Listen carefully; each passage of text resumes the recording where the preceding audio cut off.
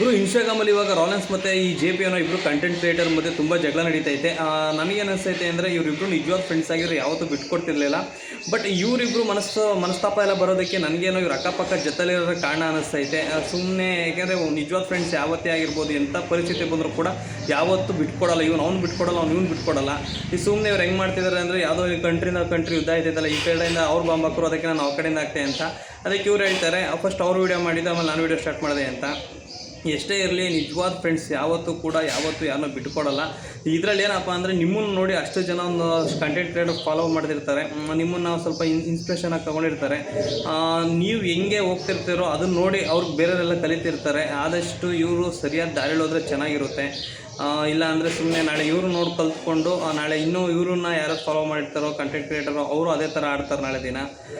ಏನೇ ಇದ್ರೂ ಒಂದು ಕ್ಲಿಯರ್ ಮಾಡಿಕೊಂಡು ಅವ್ರ ಪಾಡ್ಗೆ ಅವರು ಹೋದರೆ ಚೆನ್ನಾಗಿರುತ್ತೆ. JP ಅನ್ನೋ ಆನರ್ ಇದ್ದಾನೋ ಅವ್ನ ಪಾಡ್ಗೆ ಅವ್ನು ಕಂಟೆಂಟ್ ಕ್ರಿಯೇಟ್ ಮಾಡಿಕೊಂಡು ಇವ್ರ ಪಾಡ್ಗೆ ಇವ್ರು ಮಾಡಿಕೊಂಡು ಅವ್ರವ್ರ ಕೆಲಸಗಳು ಮಾಡ್ಕೊಂಡಿದ್ರೆ ಚೆನ್ನಾಗಿರುತ್ತೆ.